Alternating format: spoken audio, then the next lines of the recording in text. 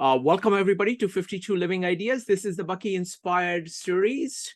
I am honored to have Richard Ramsay here talking about social tensegrity. I've been looking forward to this presentation for a long time. So take it away, Richard. Okay, thank you. And if we can go to the next slide. Yes, whenever you want the next slide, just say next, and I'll go to the... Okay. Yeah, this is the one we want to be at, because the slide that basically says I want to talk about my journey in thinking in systems thinking all the way up to Fuller's geometric systems thinking. But so I thank everybody for the opportunity to share this journey with Fuller's systems thinking. For me, it goes back to the 1960s, before I even had heard of Fuller. But when I was doing graduate studies at McGill University, I was introduced to systems thinking. And once I was introduced to Fuller's work in the 70s, I was pretty much on my own in seeing whether his geometric thinking could be applied to my discipline, which was social work, and eventually in the whole field of suicide prevention training, or what we now call suicide safer living. And so this is amazing to be able to talk to an audience like we have this evening. And in many ways, it's a big first for me, because in the past, I've often talked to an audience that really doesn't have any appreciation or knowledge or understanding of Fuller. So it increases a little bit of the anxiety for me in terms of how things will go. But I've also yearned for this. This is so much something that's been important to me for all these years. And often when I talked about the tetrahedron itself, I wouldn't get a lot of response. And so to think that we're going to talk about the tetrahedron for 52 weeks, and then I sort of corrected myself and thought, well, wait a minute, no, it's not 52. It's 52 times 2. It's 104 weeks. And that just seems impossible that we could talk about that. But what a wonderful opportunity. And here we are, almost 3 months into this discussion, and we're into 12 presentations already, and a lot more I know you have planned. And the whole idea must be getting into the cosmos somewhere, because 2 weeks ago, I think it was, that we heard from Chris Zella. Well, it was about the next day I got a note back, a note from a student I hadn't seen for a long time. And she said, I'd like to get together with you and return a Bucky book that you lent me years ago, or I think it was years ago. And so we had coffee this past Wednesday, and I couldn't believe my eyes when she gave me the book. The book was the companion book to Chris's film that he made, his award-winning film. So there's something out there. I don't know if that's serendipity or not, but it certainly felt that way for me. So we can go to the next slide. And I know so much of what we are doing now is and wanting to stay committed to the legacy and the work of CJ and his whole focus on comprehensivity. And CJ was part of our Trim Tab book club in 2021, and he and I actually had a couple of conversations offline and talked back and forth about his ideas, and he was just vintage CJ. He talked in a very deep sort of way about his knowledge of Fuller and Fuller's thinking. He was also critical when needs to be critical, and And he did what he does or had done to so many people, that once he heard what you were talking about, he would pivot and pay attention to your ideas and seem to be as much interested in whatever your thinking was um, as much as his own. And that was just the way he was. So one of our conversations, and I wanted to share this, had to do with his talk about subjugation. And the way he first presented it, I was a bit critical, and I thought he was talking from a different kind of context. And so the slide gives you an idea of what he was really talking about. And he was talking about something I think is really important, and that is the way in which those who believe they have the truth, the truth holders, knowledge holders, will subjugate other knowledge to their truth. And so he was quite concerned about this in terms of what he called the subtle tyrannies of knowledge that dismiss indigenous and African and female and Hispanic and LGBTQ. And you know, and he was continuing to explore these kinds of issues in a very deep and fascinating way. And so it was just fascinating for me, because all of a sudden it linked into my own notions about the subjugation of all kinds of isms, whether it's racism or sexism or feminism or whatever it might be, has been used to put ideas and people down or put them in place. So I wanted to honor CJ and how much this kind of conversation was important to him, and how grateful I am that you have taken the lead to carry on with this particular discussion. So if we go to the next slide.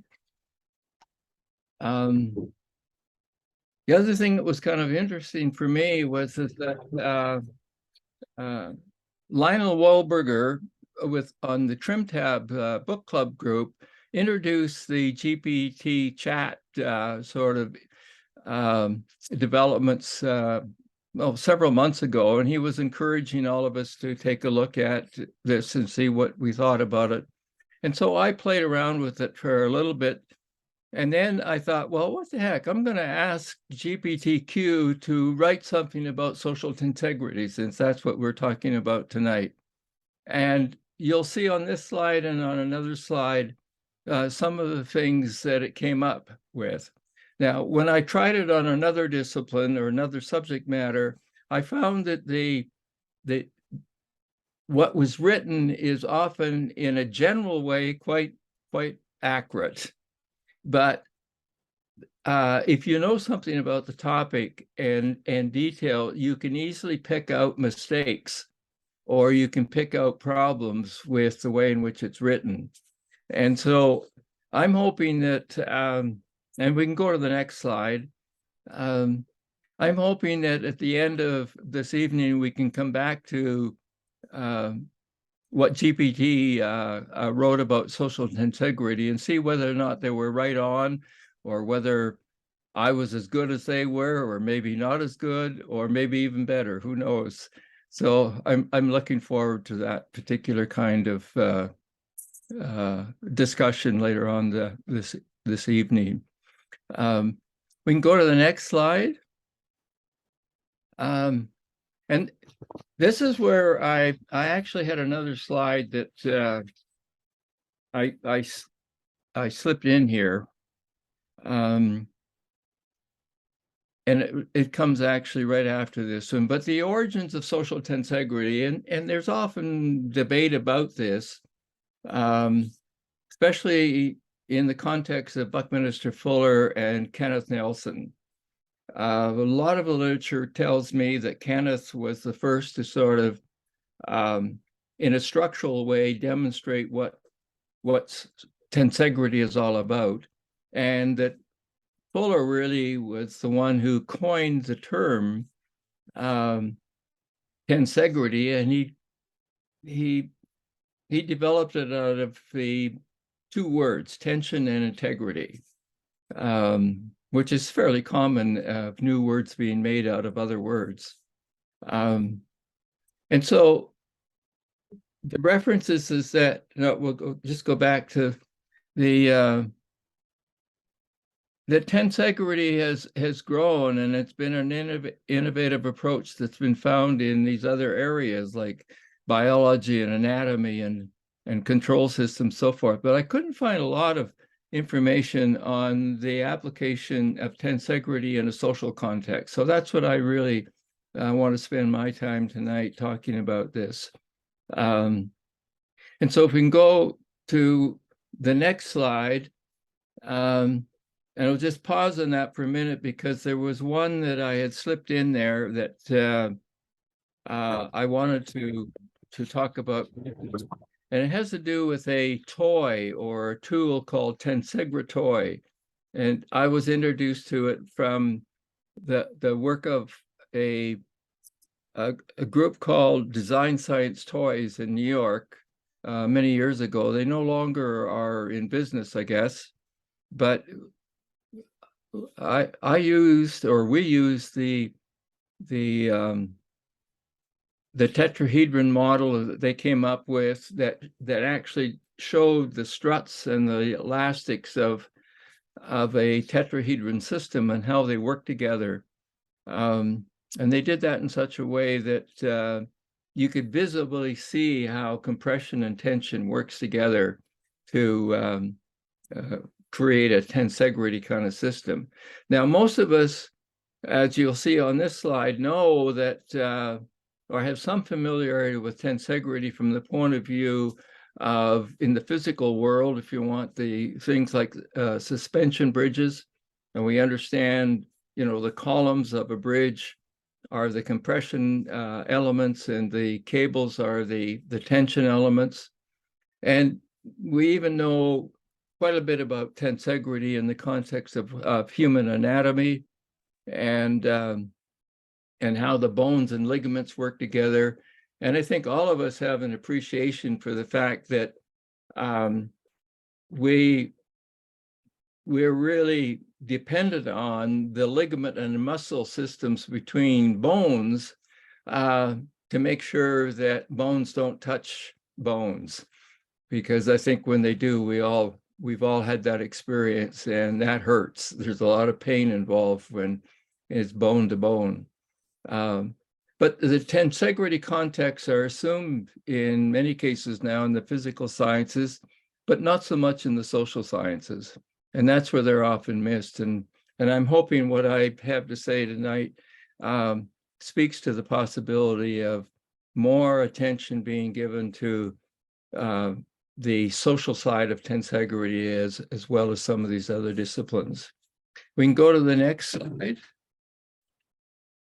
And so this is the slide where I tried to do a graphic of the compression and tension between the struts and the elastics of a tetrahedron model. And there's a picture that shows how that is put together. And the struts are held together in a way that they don't touch each other, and they can be stretched and moved around. And one of the things that I first did with students when I would pass this particular model around to them, and I'd get them to play with it. They could pull it apart, they could stretch it, they could do certain things with it. And I would often ask them to kind of work with the model until they got it into a place that described the kind of shape that they were in. And the shape could be a physical shape, an emotional shape, or a mental shape. It didn't really matter. And then at some point, I could then use the model as almost like a talking stick, and to get them to talk about their shape. And it was amazing in terms of that triangulation of the model and the individual and say myself, and having them talk about how they felt, what their shape was, and whether it was a combination of mental shape or physical shape. And so that was one of the ways I first started to use the model. And then I could also ask students to then move that model around again a little bit more till they got it to the place that they preferred. Now, some people would put it right back into the way it looks right now, sort of quite tight and close together. Some might even think it's a rigid model. And you would have some students, or in this case with students, but they would say, well, that's where I need to be. I need structure. I need firmness. I need something quite specific in my life. Others, if they had a really messy kind of stretch of that model, they would end up sort of feeling that my life is mess. I'm all mixed up. I don't really know where I want to go. And when we got them to reshape the model, then they could sort of find where it was that they would like to be. So some might like to be really in a controlled and structured environment right now. Others want to be out of the mess, but they don't want to be tightly controlled. And so it was amazing what people would be able to talk about in terms of their relationships within themselves and to themselves and to friends or colleagues or even objects in their life. So if we can go to the next one.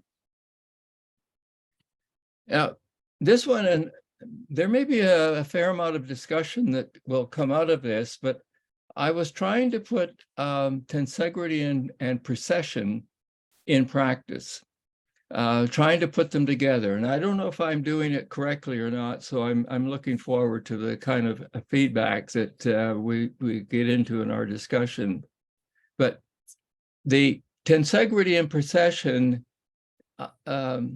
have to do with sort of the directional movement across the water, in this case using sailing as an example, the notion of tacking and how you have to move things in a zigzag sort of way to get yourself from, say, to A to B.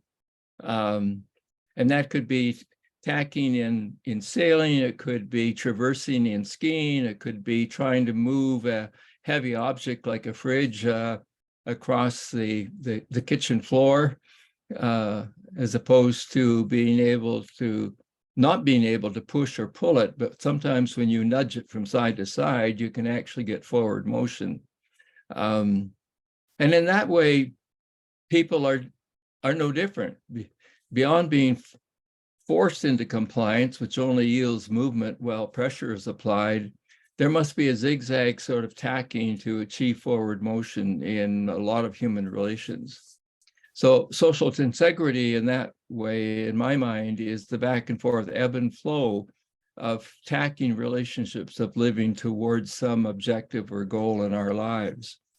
And also in noting in terms of suspension bridges, that if the bridge cable didn't have the elasticity that it does have through the cables, it would risk collapse. And so it is with people. Allowing for compression, tension, elasticity helps everyone to see and feel and reward their kind of forward movement. So if you can go to the next one. Now, my system route, just to go into this a bit more, as I said before, it goes back to my days as a McGill student. And we were being taught that systems theory is the second coming, and it was going to be important for all of us to learn about it. But what I remember most about the systems teaching back then was simply telling us that a system was a set of interacting parts. And after I spent some time with that kind of concept, it started to feel incomplete. And I started to ask questions along the line of, well, how many parts does it take to make a system? And that's when I would not get clear answers. And I would have people say, well, I don't know. maybe two, at least two, and other times they would say, they kind of threw up their arms and said, I don't know, as many as you want. And it took another 10 years almost before I was introduced to Fuller's work. And one of the exciting things about his work for me was that when I first started to read synergetics, I discovered he had an answer to that question. And it didn't really matter to me whether he was right or wrong. He was definite. He said, the minimum whole system is 4. And that's when I became intrigued with the tetrahedron. So we can go to the next one. So again, in my academic years, when I joined the University of Calgary in the 1970s, I started to bring Fuller's ideas into the social realm and wondered whether or not we could come up with an actual conceptual model based on his thinking. And our discipline, or my discipline of social work, was always basically bragging about it being a holistic discipline and making it known to anyone who would listen that, you know, we believed in the whole is more than the sum of the parts and that kind of language. But it soon felt more like it was just very vociferous rhetoric. There was no proof behind this statement about the whole being more than the sum of the parts. And again, it was Bucky's work that I discovered that there is proof. And you'll see it in the next slide, I believe it is. But this whole idea that when you work in a 4D model, 4-dimensional model, you now also have to face the awareness that you cannot separate the observer from the observed. And it was his 4-dimensional tetrahedron that helped me really fully understand that the observed is one corner of the tetrahedron, and the usual XYZ is the environment around us, what is observed.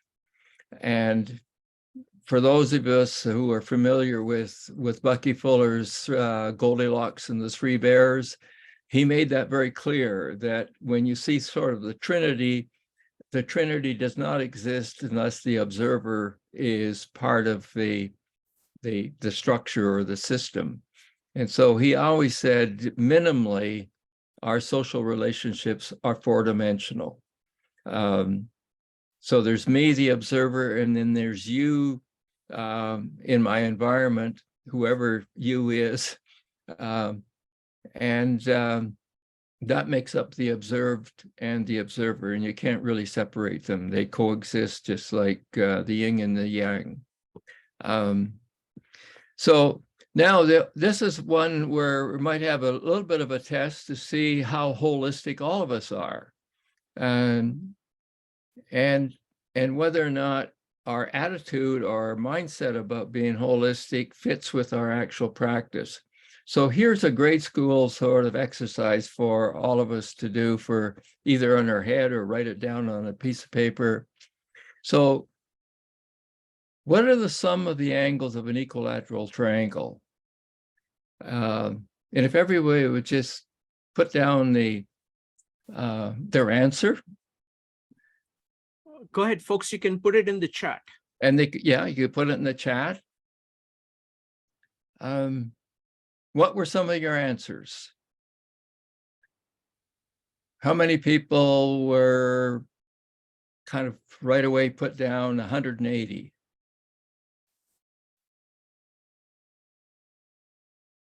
I see one.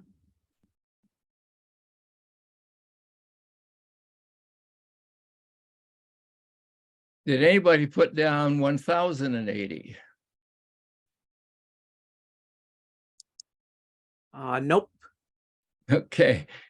And this is the whole point of the little exercise, is that we were taught in grade school that the sum of the angles is 60 angles inside times 3 is 180. And it kind of reinforces the notion of how we become very identified with what's inside our system, whether it's inside my family, inside my person, inside my culture, inside my country, inside my community. That's what's important. And Fuller used to, make a point of this, of saying that anything outside that is irrelevant, it's dangerous, doesn't matter. And yet, when you look at the answer to the question, from Fuller's point of view, the answer is 1080. In other words, the outside angle is also part of the system. So you take 360 around each corner times 3, you get 1080.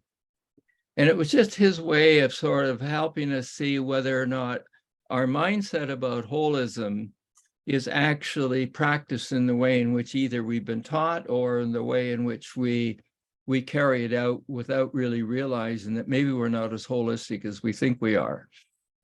So I often play with that model and that little exercise. So it'll be interesting to see what the group here tonight thinks about that.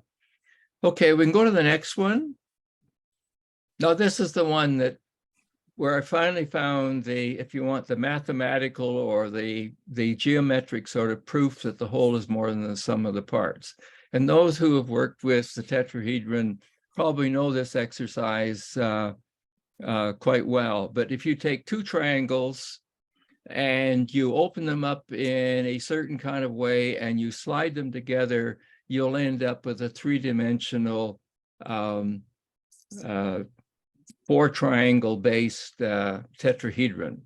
And so you can see very clearly that 1 + 1 can equal 4. And you have a visible sort of proof that the whole is more than the sum of the parts.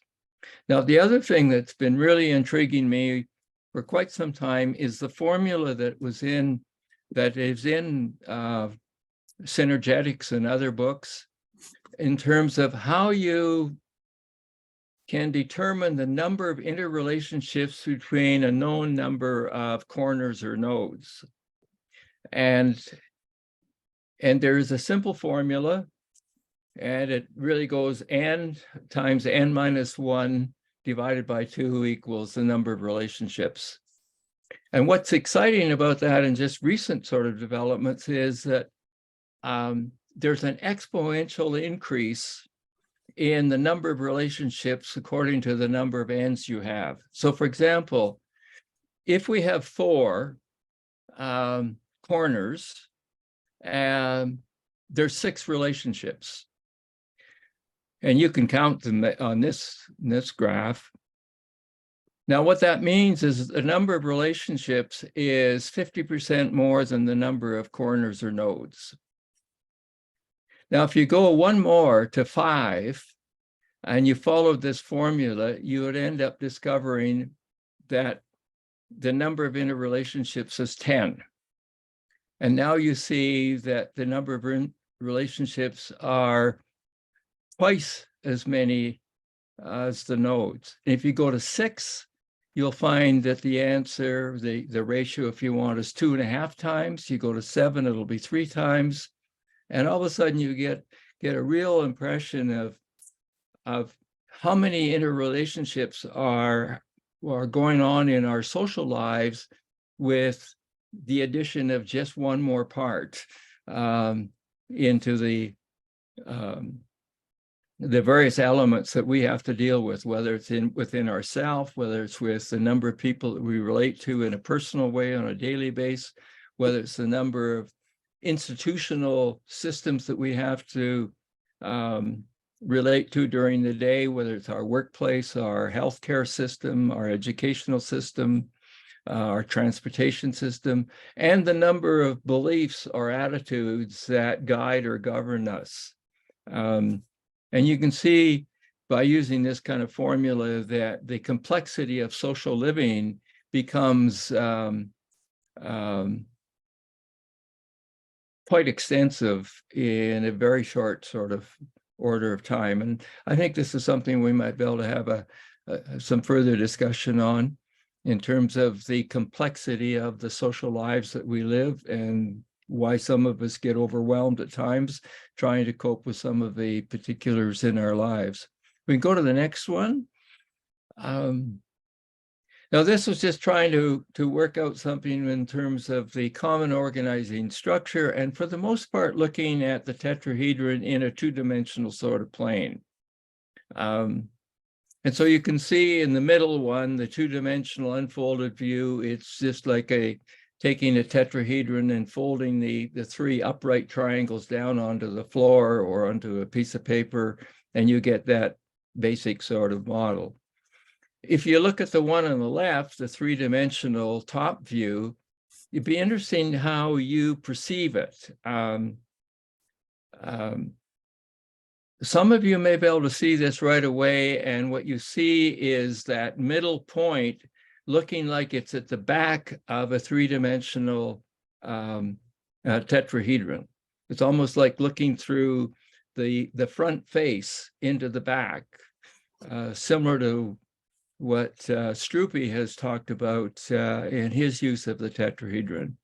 Others of you might see the top view, and that is as if you're looking from the top and down onto the structure, and you're looking at a triangle-based pyramid from the top. Some of you may still just see it as a two-dimensional sort of diagram. So I don't know if you want to spend a minute or two here and see whether or not our perceptions of that left side actually can move back and forth in terms, you see the top-down view, or do you see the through the face into the back of the three-dimensional model? Any thoughts or comments in terms of what you see? Folks, if you'd like to comment, Joe, I'm having some problems. I've lost my mouse, so let me just make sure. Give me just a second. Okay, I got my mouse back. All right. So folks, go ahead and unmute yourself. Just go ahead and type exclamation mark if you'd like to talk about what you see. If you'd like to answer the question. Can you repeat the question, Richard?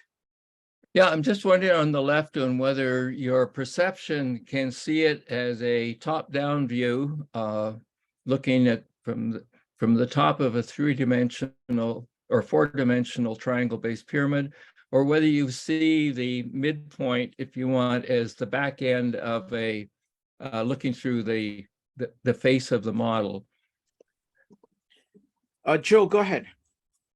I mean, I can see both, but initially I saw the top. Okay, yeah. And I think that's the kind of thing is that sometimes we see one ahead of the other, and then once we get accustomed to it, then we can see both. We can move back and forth. Anyone else? John and Yoshimi, go ahead.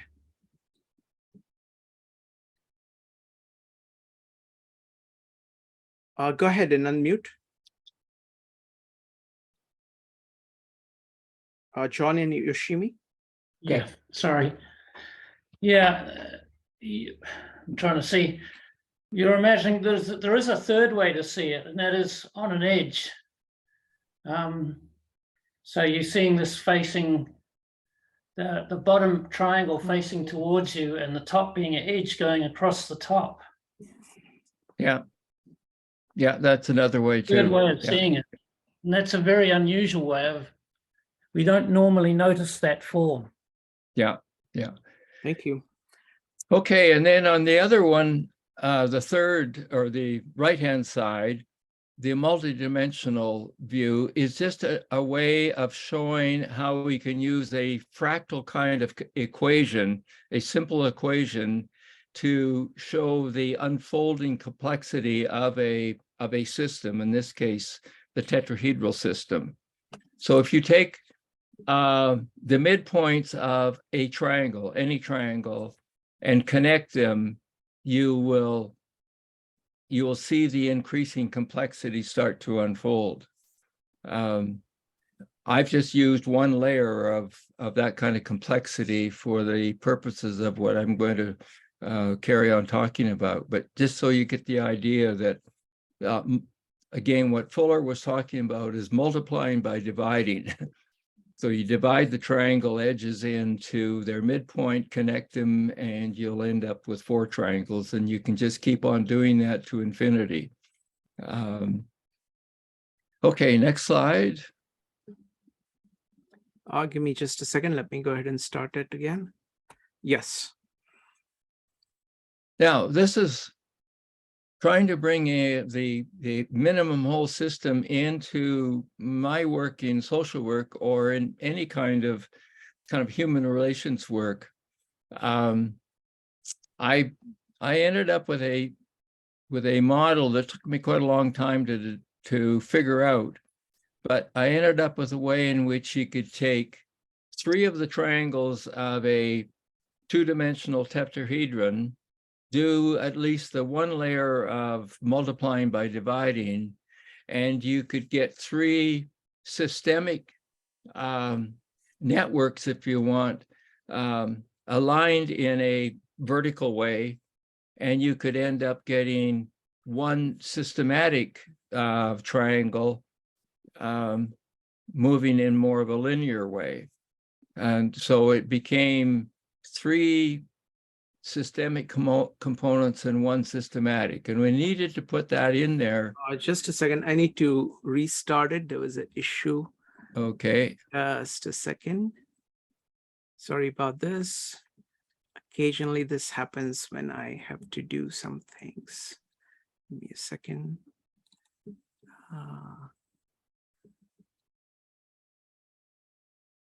Sorry about this. This got closed. Give me a second. There it is. Okay.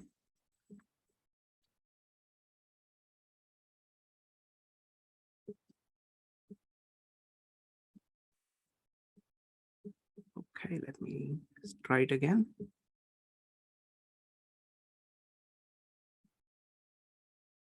Nope. Hold on. Okay, there it is. Okay, can you see it?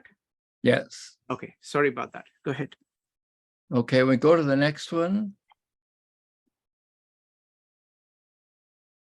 So this is what happened when I tried to change the top triangle of the unfolded 2D into a systematic or more of a linear kind of process, a methodology type of process to go with the 3 systemic configurations.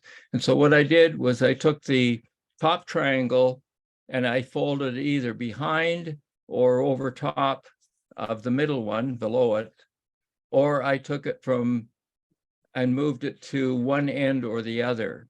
So what you ended up with was a phase, linear kind of phase model that had a minimum of 3 or 4 phases.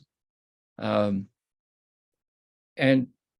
what that told me was that if you're working in minimum whole systems in a social context, you can have any number of phases or steps in a model, but if you come back to a very basic, you have to have at least 3 or 4. You can't have less than 3 in a methodological sort of system. And then what we did in our suicide prevention work was that we added 2 what we called pathways to the methodological model, so that you could end up showing how the systemic networks could move through the pathways and toward an outcome that would be beneficial to both parties. The party that was needing help would get the help that they need by working with somebody else, something that maybe they couldn't have achieved on their own. And the person who's doing the helping would end up becoming the kind of helper that they wanted to be, in other words, a good helper, that they couldn't accomplish without having someone that they could be helping. So if you go to the next slide. And so what we did in our suicide prevention work, we identified pathways, and they had to do with the person at risk of suicide thoughts or suicide, and the caregiver or the helper who was going to be helping with them. And it became important to have that kind of help in a collaborative, working together type of way, and to be able to work with the tensegrity sort of network of both the procession and the tensegrity kind of stretch and fold that could occur. And so my understanding of procession as I applied it to this work, and again, I'm looking for the feedback, but when you see the little diagram down to the lower right-hand corner, what you get is the idea that there is the axis between the client and the helper or the social worker, and what happens in that relationship, how it works back and forth in a zigzag kind of way, will create motion that's perpendicular to the axis of the relationship. In other words, it moves from what might be a problem to an outcome solution. And it's that back and forthness that generates this. So I have made the assumption that unlike the bee and pollination, in the example of procession, that actually pollinates the next flower inadvertently, I'm saying that we can use procession in a social context, and to do it in a deliberate way, that you actually want to get the axis of the relationship between two or more people working in such a way that it creates motion perpendicular to the axis. So it's that kind of dynamic of motion that I'm interested in exploring as deeply as I can in a social tensegrity application. Then last year at another sort of Bucky Fuller discussion group that originated in Australia, I was introduced to the 6 basic motions of spin, precession, orbit, torque, in and out, expansion and contraction. And I tried to apply them to this model, and I found that they all worked. That the orbit of the pathway, the torque, you can either tighten the connection between the people who are being helped and the person doing the helping, or you can loosen it up. You can actually take the pathways and you can expand them further apart or closer together. And you also want to avoid one pathway overlapping on the other, because what happens then is you have either the helper or the client, in this case, manipulating the other. And you want to avoid that. So you can actually see it graphically, whether or not it's in an ideal place. And so it's interesting to see that all of the basic motions that Fuller talked about can actually apply in a human relationship type of work. So we can go to the next one. And so again, what we did in our suicide prevention work is we've also moved our paradigm from so that it could help with suicide risk and help people move to what would be considered suicide safety or suicide safer living. It's not necessarily trying to prevent suicide in an absolute sort of way, but it's to try and find ways in which the different networks and patterns in our lives can be used to create a safer and sometimes a third choice place to be. And the third choice removes you away from the importance of a binary. And how many of us know about the expression that says, you know, if you're sitting on a fence, you have to get off the fence. You have to make up your mind about some issue and either go with it or go against it. And I think you could probably think of some of the expressions that have been attributed to people when they're trying to tell you to, you know, do something or get off the pot, or you can't sit on the fence.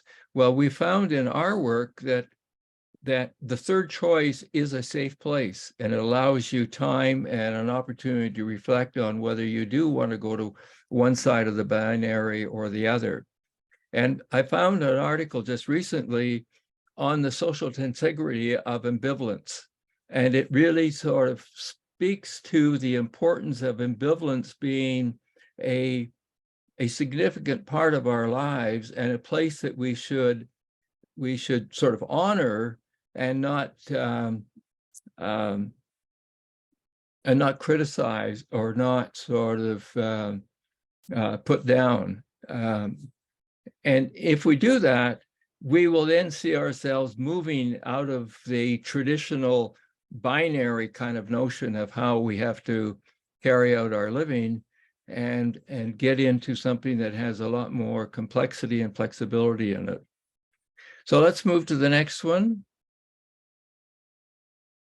And so just to kind of finish up here, I ended up building what I'm now calling, or did call, a comprehensive whole system model of helping others. And what you do is you can then understand the bigger, larger domain and the interrelationships between a minimum of 4 things that are going on in people's lives. And I actually use I named them. One doesn't have to name them, but I named them in terms of the validators that govern each of us, whether it's the validator that governs me in terms of my faith or my belief or my attitudes, or the attitude that people in my personal life have. And if we have compatible validators, then the relationship between us, between the PO and the P, is probably going to work. If there's a conflict in the values, then either one person has to change to line up with the other, or you get into one of these, you know, agree to disagree kinds of life situations. And the same with the larger institutional resources in our lives. If the institution, the corporation that we work with, the hospital system that we have to go to, the transportation system, operates off a governing system, a validator system that is in conflict with you and your validators, then your relationship with that system is going to be conflictual probably, or troublesome. If it's aligned, then we see it working together. And so the whole idea is to try and get all the interrelationships within somebody's domain to work to their benefit, in much the same way that Bucky talks about, for the betterment of all humanity and not harmful to any one person. In the same way, the helping institution or organization or discipline can work from its own tetrahedral system. And then the people that work for institutions come from their own personal life networks that are similar to those that they're trying to help. So you've got to have those 3 lined up and working together, and then they slide through the helping process, and you end up with people who hopefully have improved outcomes or changed outcomes. And it also allows the helper to see on the bottom line pathway, they can swing out. In other words, they give people their own independence.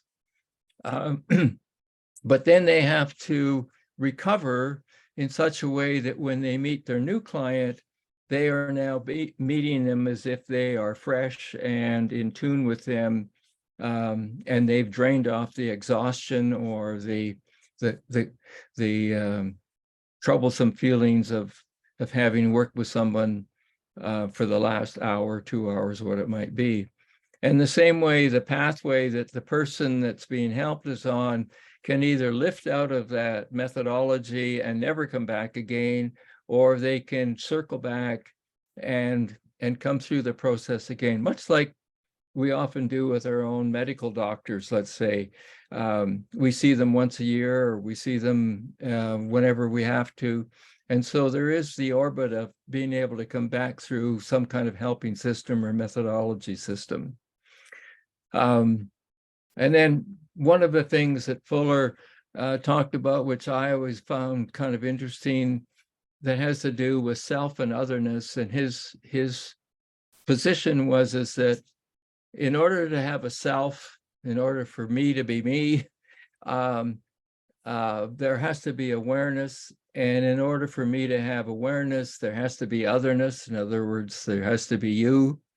And then when you reverse that, you find that if there's no otherness, there can be no awareness and there can be no self. So it's another way of reinforcing Fuller's idea that unity is not one, it's plural, minimum two. So we can go to the next one. And I've got a number of practical application stories. I could go through them, but the other way is to, you could pick them and I will try and elaborate on what the example was. Sometimes we've used the tetrahedron as a talking stick. Sometimes I've used it so that you get to name 4 things that are important to you, and then we talk about the interrelationships, and we can introduce the idea that the knowns and unknowns are important, so that I have one example where somebody could only name 3 knowns when we asked her to name 4 things in her life that were important. And then later on in the session, we discovered what the 4th thing was. And it was sort of like a light bulb effect for everybody that was in the room and participating in this. I've had experiences where I passed that model around in a group of 50 or 60 people in an actual helping discipline organization. And for some reason, one of the participants, when I asked him what he felt or what this model was communicating to him, he was somehow or another very annoyed with the model.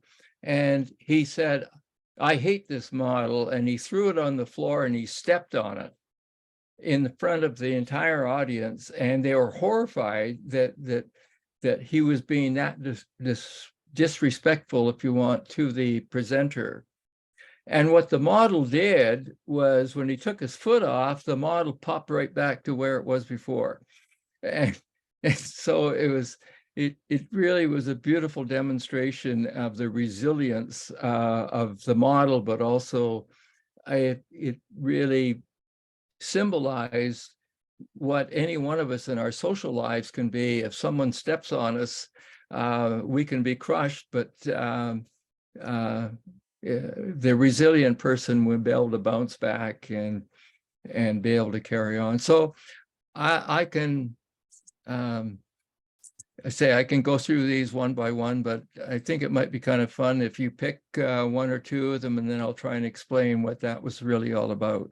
Sure. So there are a couple of ways of doing this. One way to do this is that we can have kind of general comments, and then we will introduce I can put all of these into the chat, and then one by one, as people are reacting, we can bring it back. So we can spread out the reactions, kind of comments and questions, and intermingle these with it. That's one way of doing it, or we can do it right now. What would you prefer?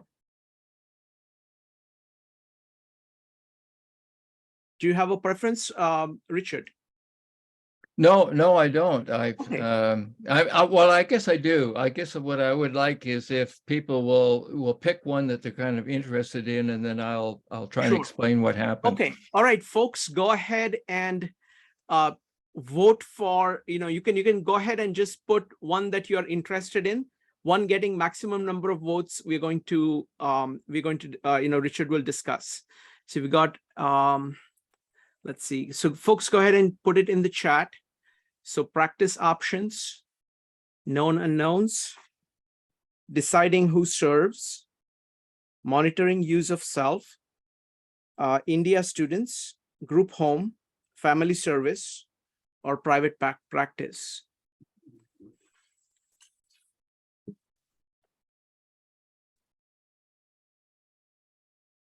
Okay, we got one vote for deciding who serves. I'm going to wait for a couple of, okay, we got 2 votes for deciding who serves. Monitoring use, let's see, where is monitoring use? Monitoring use of self, okay. India students, okay. I'm going to wait for another about 10-15 seconds if anybody else has votes. Monitoring use of self. Okay, let's do one thing. We got 2, which have got at least 2 votes. So let's start with those. We'll do 2 of them, and then we can go to Q&A and come back.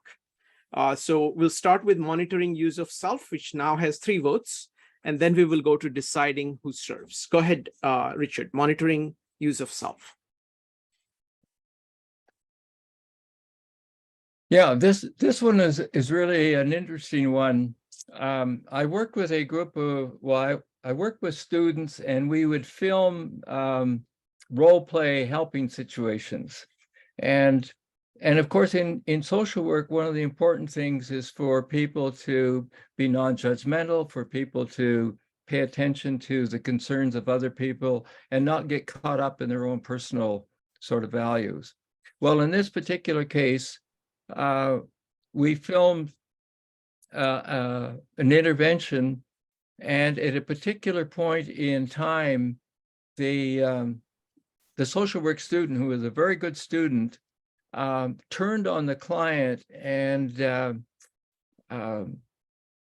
got very authoritarian with the client. And what had happened was that the client had said that she was in a university environment, she was going to student counseling, and she was depressed, and she didn't know why she was depressed. And so the social worker was behaving very appropriately. And then at some point he said to her, what are you doing at the university? What are you studying? And she said she was studying psychology. And at that moment, the student turned into a very authoritarian sort of practitioner, without any awareness that I, as the professor who has the power to fail him for being judgmental, if you want, it didn't matter to him. So we stopped the film. We said to him, what happened right here? He said, I don't know, nothing really happened. We replayed the film and we showed him what happened. He said, well, that's easy. He said, no one cons me. And we were all in shock, like, what do you mean? Who conned you? And he said, well, she did. And I said, how has that happened? Well, did you just hear what she said, that she's studying psychology at university? And she came here with a depression problem, and she says she doesn't know why she's depressed. You cannot tell me that somebody who's studying psychology doesn't know why they're depressed. And what happened, he never explained it, but obviously in his own personal background, he had some kind of experience in his life where he had been conned, and he thought that this was a repeat of this. And so he went in, he dropped out of his professional sort of belief system and dropped into his personal belief system in an instant. And so it was just an example of how important it is to monitor your own network as it is to monitor whatever the profession says you should be doing, and then how that might impact on the helper or on the person being helped. So we've used the model to help people monitor when their attitudes are in fact shifting and they're defaulting to a personal attitude instead of being able to maintain a professional attitude. Wonderful. The second one we'll do is deciding who serves. Now, that one was an interesting one that had to do with a doctor who was making a presentation to a medical audience about palliative care. And this was 25 or so years ago, and saying palliative care is going to become a very important part of medical care over the next X number of years. And so he put up a slide and he said, it was a slide of somebody attending a patient in a bedside sort of way in a hospital. And so the question from the doctor was, who do you think that is? That person that's at the bedside. And it's an example, if you're working with a team, as to how you can pick who might be the right person to be connected with somebody else. In suicide prevention, it's important in that, is it going to be a professional helper? Can it be a friend or a colleague or somebody else who is sort of what we called a natural helper? Anyway, everybody thought about several different kinds of people who might be at the bedside of that patient. And when he answered the question or told them who it was there, it was if you want, a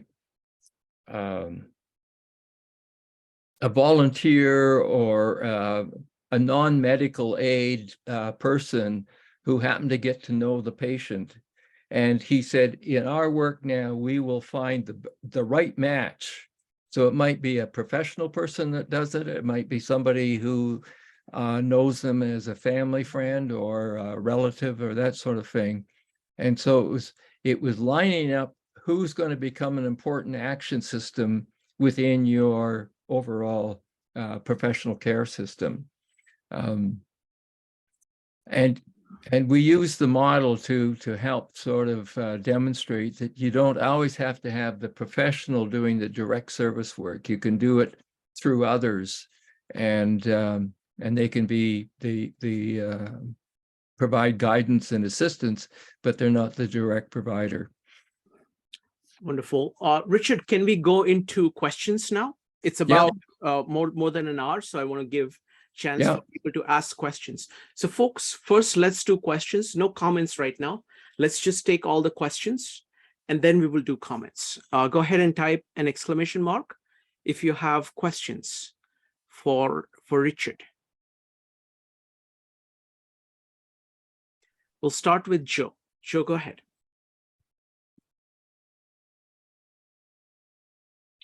Thank you for presenting, Richard. Actually, this is fascinating. I've been looking forward to it, and it was really interesting.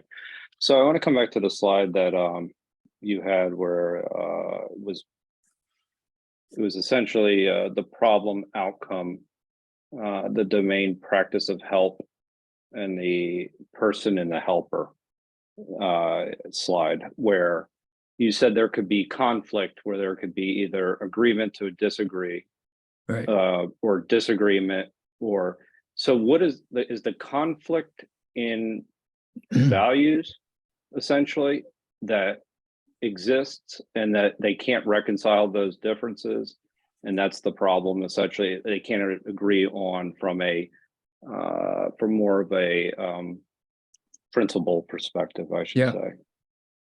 So essentially, that's it. That's where the conflicts exist, and they're irreconcilable at a certain point. Yeah, if the difference in values or validators will demonstrate where the conflict is, but they're not irreconcilable. One of the cases that that might help with this is that I had a student who was using this model in the classroom, and she was in a practicum environment where it was a multiple sclerosis clinic, and they were having a case conference because a young woman who had recently been diagnosed with MS was non-compliant.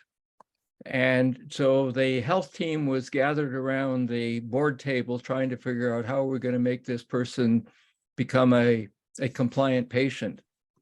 Well, what the student noticed was the validator that was driving the medical team was that the MS is a chronic illness. And the validator that was driving the patient and one of her family members, her mother in particular, was that, and she was from a different culture. That MS was an acute curable illness. And so the student put up her hand, God bless her, and said, can I say something? And she used the model and said, I think there's a conflict here between the validators that are driving the medical team and the validator driving the woman's attitude towards the illness. And that's why you've got a non-compliant patient. And the doctor was good enough, he spotted it right away, and he says, you're right. He changed the atmosphere of the case conference and said, we will work with the belief of the patient right now. We'll worry about convincing them it's a chronic disease later on. And what happened, that non-compliant patient became a compliant patient very quickly. And the social worker, as a student, went from the back row of the case conference to being invited to the table and said, we need the value of your discipline, your eye, your way of observing what's going on with the patient, the patient's life situation and the way in which we're trying to be helpful to a patient through our professional disciplines. Thank you. Thank you. Thank you for the example. Thank you. Next up is Kurt. Folks, if you have questions, go ahead and put an exclamation mark. Kurt. Well, thanks, Richard. This is great to see all these details. So a few slides back, there was an image showing, the person that you're helping is a tetrahedron, and then the helper system has another tetrahedron, and then a single line of connection. On one side, I think it said C, and one side it said P. Yes. And so I'm guessing there's more than that. There's more in it than that single line. Yeah. Right. There's back and forth and et cetera. And I don't know, is that something you can talk about? Yeah, this is really important because when you look at it that way, the C means client. In other words, that's a label that somebody's given. The P means person. That's the person as a person. So they have two roles. One is the role that's assigned to them called a client, and the other is the person. And the same with the helper. They are the helper, but they're also their own person. Just like that young student was, that he also came from his own kind of background. And so what you have, the dynamic you have is that you can have a helper relate to a client, in other words, in an objective sort of way. You can have the helper relate to the person in a more personal way. You can also have the helper as a person relate to the client as a person.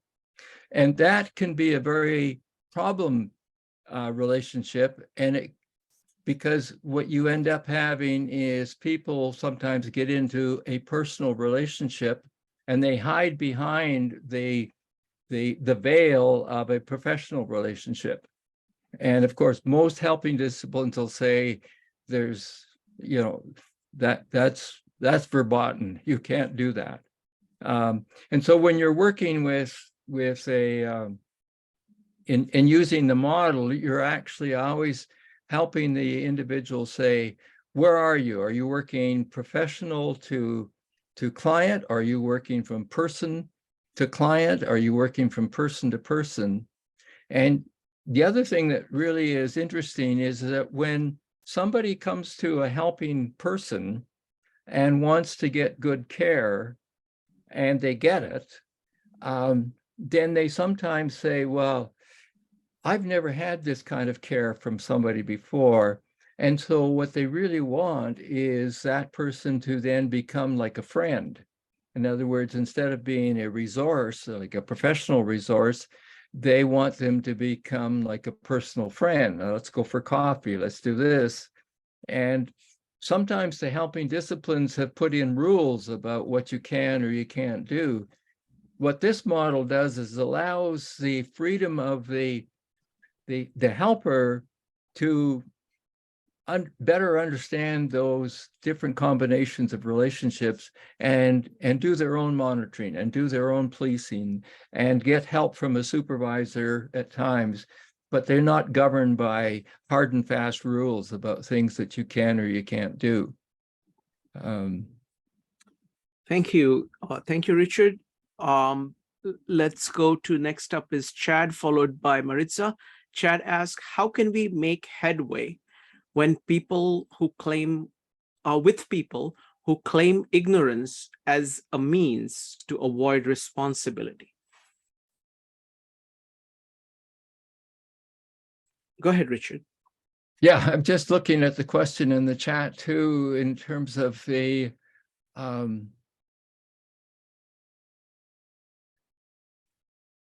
what else might be kind of in behind that question in terms sure. of the claiming of ignorance? Sure. Chad, if you want to elaborate on the question, go ahead, unmute and ask, please. All right. We'll go to the next question. Chad, you can come back later on. Let's go to Maritza. Maritza, go ahead. I wanted to kind of piggyback off of Kurt's question. Looking at your comprehensive whole systems model, you show you know, a tetrahedron for the domain of a person's life, and then one for the practice of helping. And Kurt had asked about the line connecting the two tetrahedrons on the bottom, and then you have the single one on the top. Is it fair to assume that all of these are actually superimposed one upon the other? They all exist at the same time, and it's just for us a matter of determining in that moment which tendril we're going to focus on. Like, I guess what I'm asking is, you know, you have P, you have C, and client, helper, and person. The way I'm looking at it, if I look at it separate, I see the potentiality for deluding ourselves into thinking we actually can truly separate out personal from helping. Now, I think that is a little bit of a lie we would tell to ourselves, because sure, we should strive towards professionalism, and one should strive for more objectivity and to kind of shy away from the personal in certain interactions. But is there not increased value from acknowledging that that line tethering us to the personal still exists? I mean, it's not what you want to focus on, but I think if we pretend it doesn't exist, doesn't that break the model somehow? Wouldn't it make more sense to make sure that we keep in mind that it exists? Does that make sense, the question? Yeah, no, it's very important. And that's exactly how we've been trying to use the model to show that those are intertwined. And you can't, I mean, one of the things that I'll give you a really interesting example is that in the classroom, we were teaching the very thing that you just said. And the student went out to a practicum, and the first thing that they were told when went into this practice agency is that when you work for us, you leave your personal life in the parking lot, and you come in here and you act as a professional. The student came back to me and said, I'm scooped. She says, if I behave like you tell me to behave in the practicum, I'm going to get fired because I'm not following their instructions. And if I follow their instructions, you're going to fail me in the academic course. So I said to her, okay, let's change the way in which we're going to work together, me as the instructor, you as the student, and we're going to see if we can target. That's one of the TS, that's what target means. We're going to try and target the agency person that's saying this and see if over the course of the term, we can persuade that person to see that you can't separate personal from professional in the way that they have claimed that she has to behave in the agency. So I said, that will be one of the new goals that you and I will have, to see whether or not we can have any impact on that agency director or whoever it was that was doing that. But it just reinforced how important what your point is that you can't separate them. They're the personal and the professional work back and forth. And that also means that, I mean, many people in the helping disciplines are told you don't share something personal about you. And yet you have lots of clients who'll say, you're being too objective with me. Where's your humanity? Why aren't you behaving to me like a human being? And I think that what that means is there are times when you actually come out of your own personal life experiences and you share some of that with somebody. And you share it in a way that, can be helpful and not dishelpful. Or so, yeah, and the model really helped students be able to see that interconnection between the different roles. And they also saw the importance of, once they became administrators, if that's happened to them, not to make hard rules about you. You have to always be professional, and you always have to treat somebody objectively as a client, and don't get into their personal lives all that much. Marissa, did you have a follow-up? Maybe so if we're looking at it here, then it's the message from this model that would be primary would be, then it's not for us to ever stick in one direction. It's the importance is actually in that dance. So you're talking about the target system, so the TS. That was always there, but if your student, in not noticing it, your student was only seeing, or they were failing to see one side of the model. So, or I guess I'm not sure when you're introducing the target now, is it just a matter of, if this were a physical tetrahedron I had in my hand, I'm just spinning it to see a different perspective? Yes, this is going back to the motion, so that you can take the model and you can actually do a quarter turn. And this is another important part of it is that if I was, the example, for example, is that if somebody was going to the mayor of a town to convince them to change the policy of daycare services, let's say, to benefit their client. Now, the work that they were doing with their client was probably a counseling methodology. So if they go to the mayor and start to persuade the mayor to change their policy, and the mayor pushes back and said, I don't need any counseling from you. What it really is a signal about the model that you've quarter turned it, so you now treat the mayor as a target. You want to influence him or her, but you haven't quarter turned yourself, so that you're now applying an advocacy methodology instead of a counseling methodology.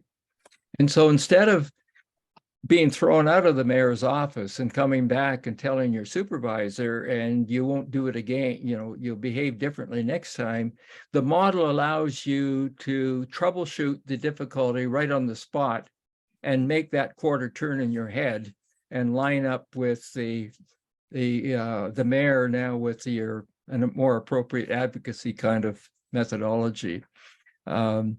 And that's what we were also trying to teach too, is that you can ingrain that model in your head, and then you can become your own supervisor at times and troubleshoot your way out of a difficulty.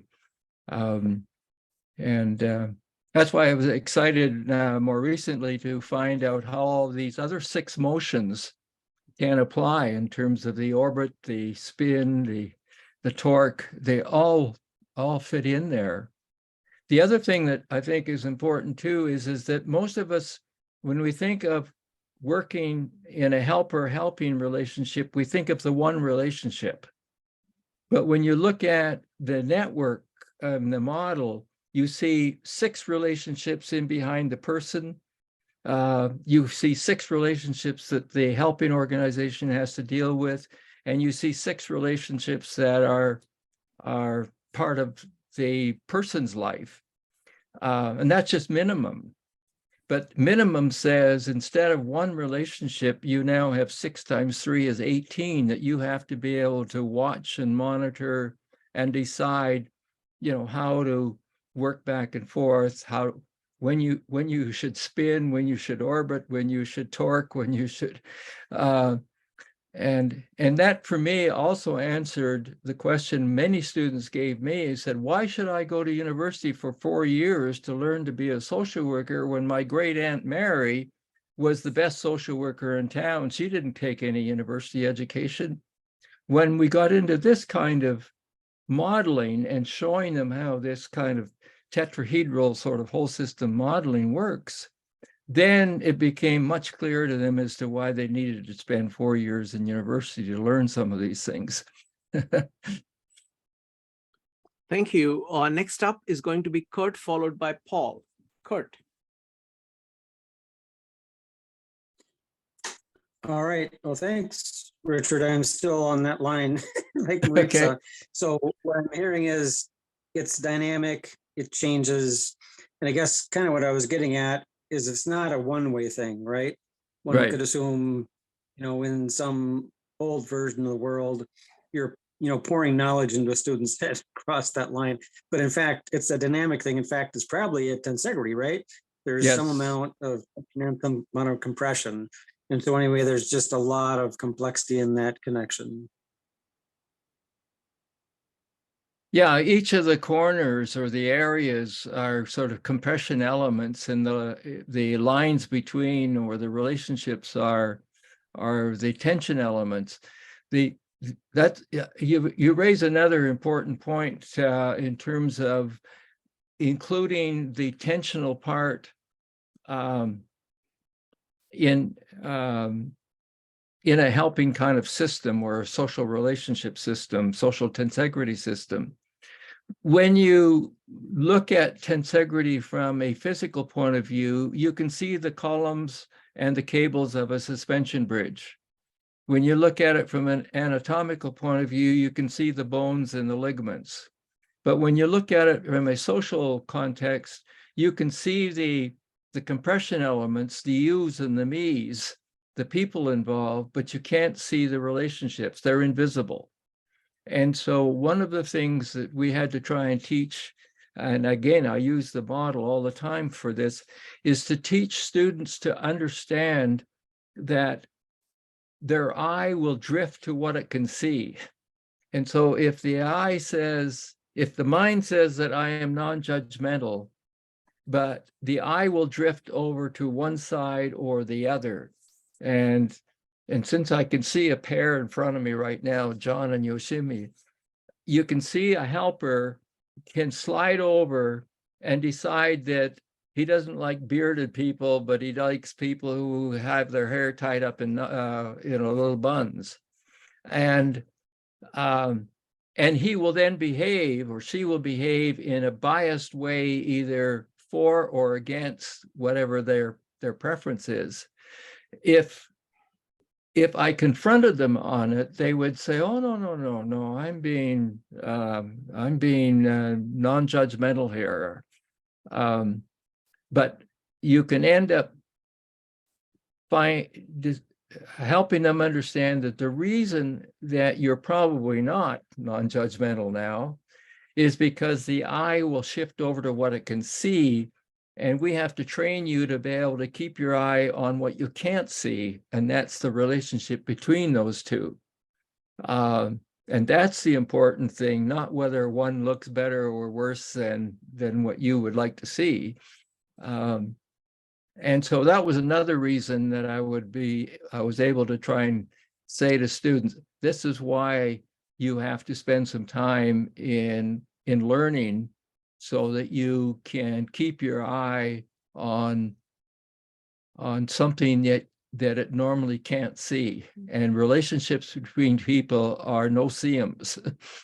Yeah, you have to create some kind of metaphor to capture the notion of the relationship between them. Thank you. Next up is going to be Paul. If anybody else has any questions or comments, go ahead and type exclamation mark. Paul, go ahead. Yeah, hi, Richard. Thank you for your presentation. I'm curious, I'm to learn more about how you apply these. I know you've got those examples, but how you apply these concepts, especially related to, you started out telling us today about how you liked Buckminster Fuller's idea of a system has to have 4 points in the tetrahedron, and you put a lot of tetrahedrons in tonight. So is that like where you go always? Like, let's say 2 people walked into your office and you were in some kind of a counseling capacity. I don't mean couples necessarily, but obviously their problem and why they were there was their relationship. Okay. And you were like trying to help them work it out. Would you try to map that into tetrahedral concepts? Is that how you work? Or would you go, well, this is okay to just treat as a triangle because there has to be an observer in those 2, or just talk about how you would approach modeling it? Yeah. Not necessarily, or you could go the other way with many, many people. But yeah, just talk about that for a minute. Well, there's several ways. One would be to use my mapping of the discipline, if you want. So I put in things like validators and personal resources and so forth. But I could also map it from the point of view of having people talk about 4 things that are important to them. And so they pick the 4 things. And then we would ask them to tell me about the relationship between 1 or more of those 4 things. I'll give you an example.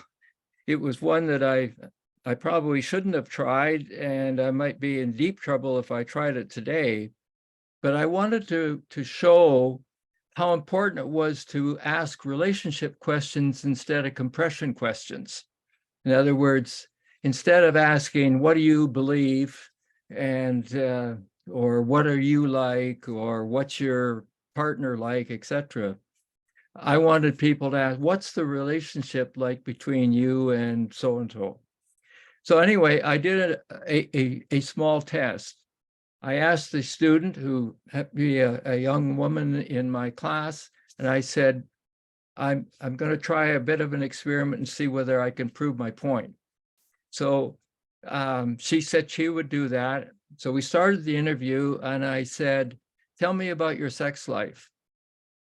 Well, she bristled immediately, and I stopped it immediately. And she said, you know, that was totally inappropriate. It was out of line. You should not have been doing something like that. And I said, yeah, I know. So I said, now let me try one more time and see what happens. So she said, okay. So this time I said, tell me about your belief or your attitude towards sex and your sex life. And she looked at me and said, you've just asked me the same question. I told you it was off limits. And again, we stopped the thing right away. And then she said, I knew that was exactly the same question you just asked me. I told you that it was off limits, but something made me feel compelled to start to answer. I was actually prepared to start answering your question. because you were asking me how one thing related to another. And I think that's a very powerful kind of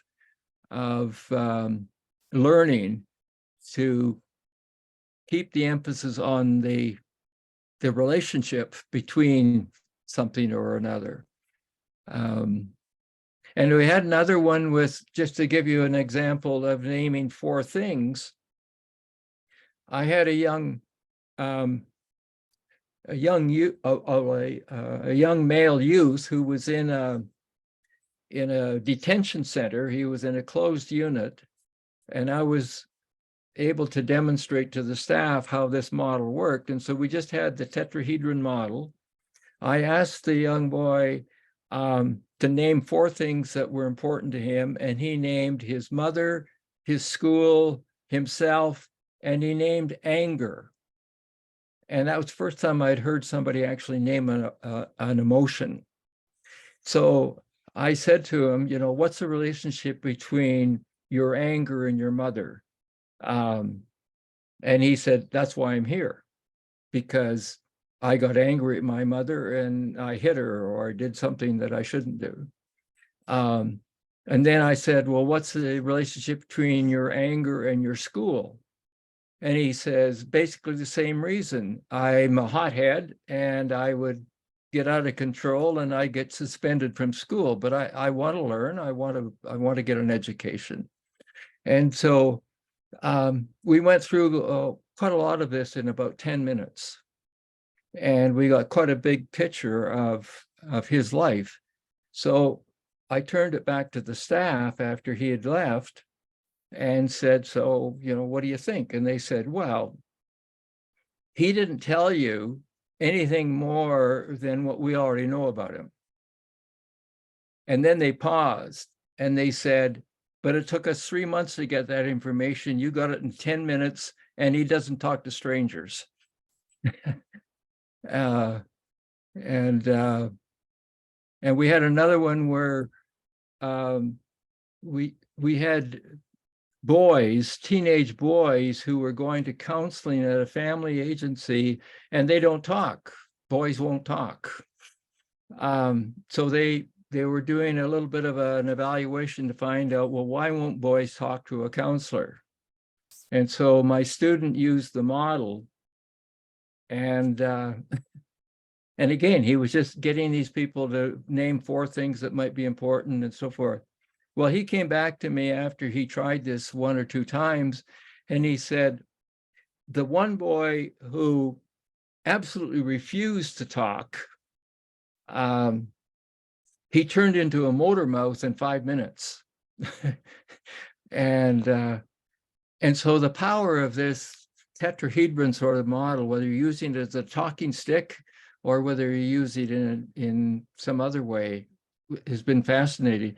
I had another one where one of my graduates was doing private counseling, and he put that tetrahedron model on his coffee table, and he just put it there. If people went to it, he would talk to them about it. One fellow came in, they were threatening to fire him from his company. He had an alcohol problem or something. And he'd been to psychiatrists and psychologists, and now he's being sent to a lowly social worker. He was really mad. And so anyway, all of a sudden he saw this model on the counselor's coffee table, and he says, what's that? And the counselor said, you're interested in that? He says, I certainly am. I'm an engineer. I know about all this stuff. You don't know it. How could you know anything about that model? And the counselor said, oh, well, let's talk about it. And so they had quite a conversation through the model. And then when the hour was up, the guy went to the door to leave. And he paused at the door and he turned around and he says, you know, I might be back. And that was after he had put the social worker person on the lowest possible sort of ladder of being relevant.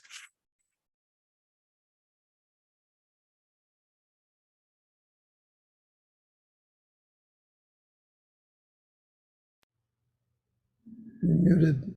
Oh, my mistake. Sorry about that. Thank you, Richard. Next up is going to be Morris, followed by Joe. Yeah, Richard.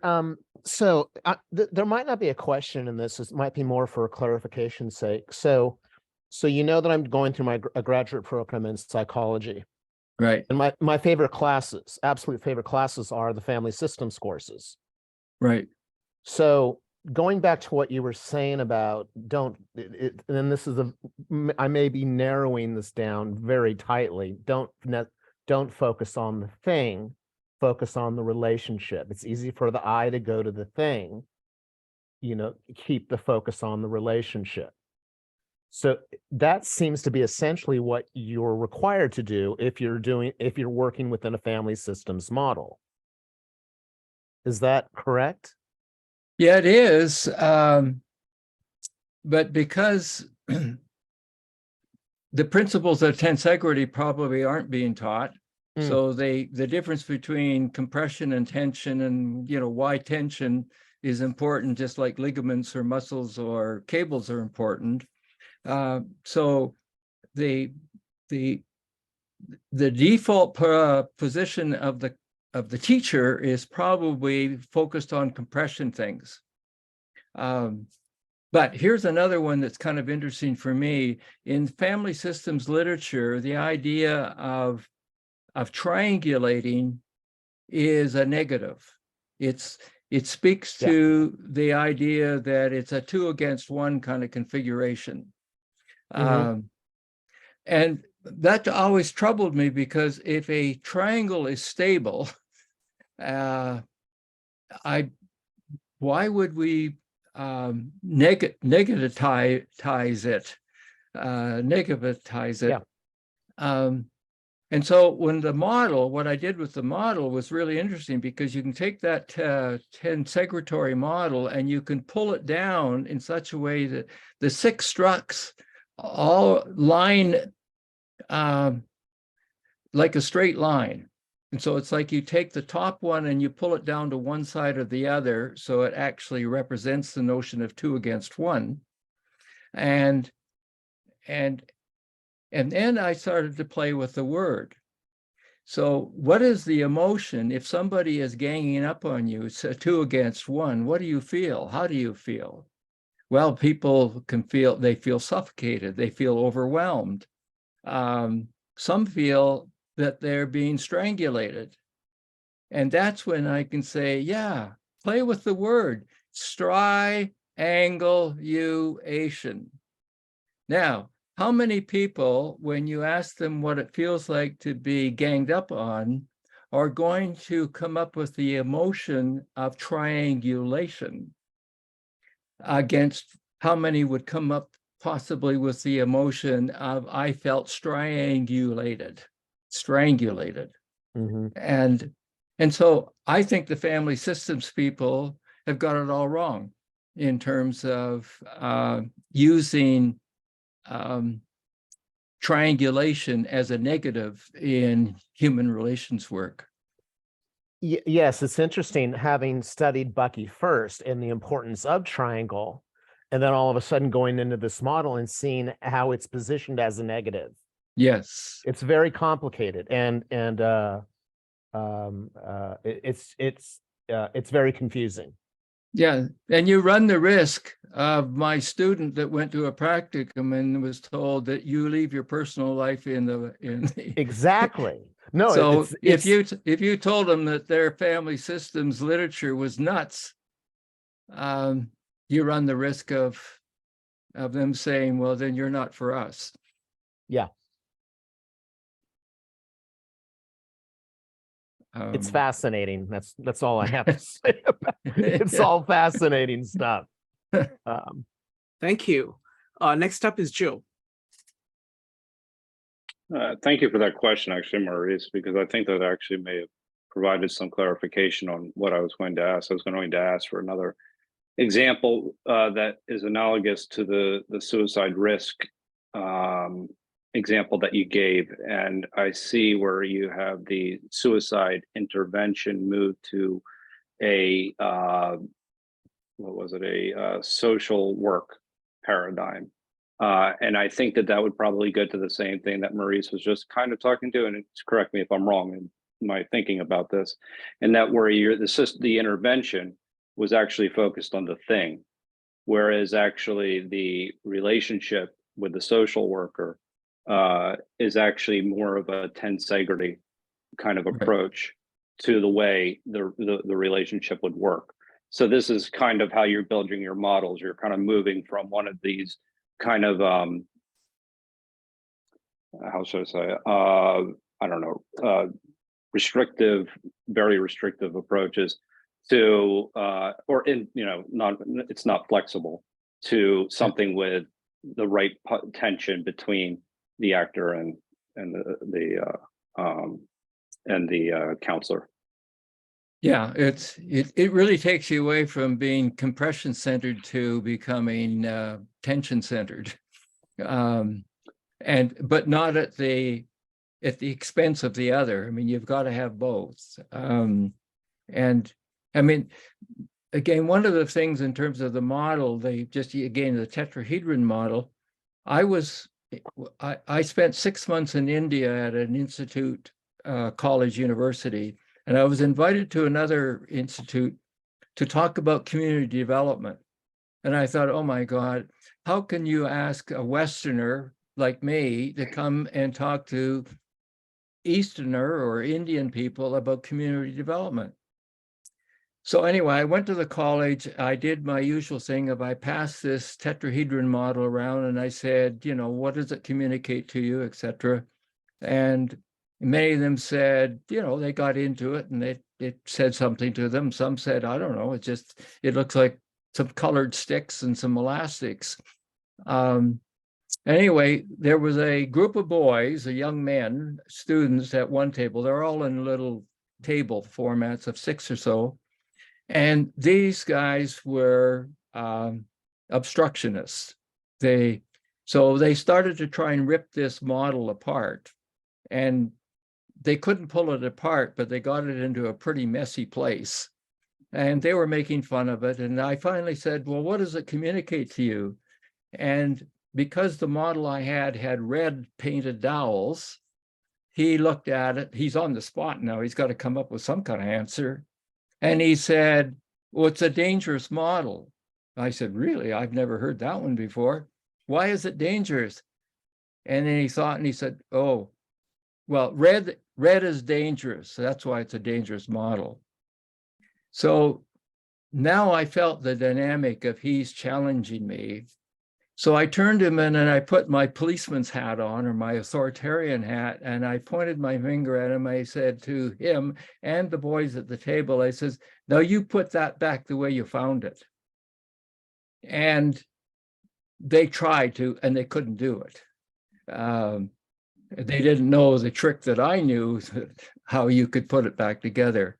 And so all of a sudden, one of the boys picked up the model and he threw it over to another table. And the whole class laughed. And so I turned to the class and I said, what was the laugh about? And they said, typical community developer. I said, oh, what? What was that? They said, well, that's what community development people do in our kind of world. They come in with all their expertise, they fuck up the place, mess it all up, and then they leave town. Well, I couldn't have scripted a better community development sort of lecture if I tried. And so the tetrahedron model for me and my sort of teaching and practice career has got me into trouble and out of trouble on numerous occasions. Thank you. Next up is going to be Michael, John, and Bill. Michael. Hi, this is actually Dana using Hi, Nico's Dana. computer. Good to see you, Richard. Thank you so much for this talk. I have a question about the zigzag movement, and how do you know when a relationship has evolved and is coming to some sort of closure, or if there's potential to move it into a new direction between a client or any given relationship? Well, I think some of it is an intuitive feeling that what's going on, the back and forthness is that you're in sync with each other. And when you're out of sync, you're probably either ahead of the person and trying to pull them in a direction that you want them to go, or you might even be behind them and trying to push them towards some goal.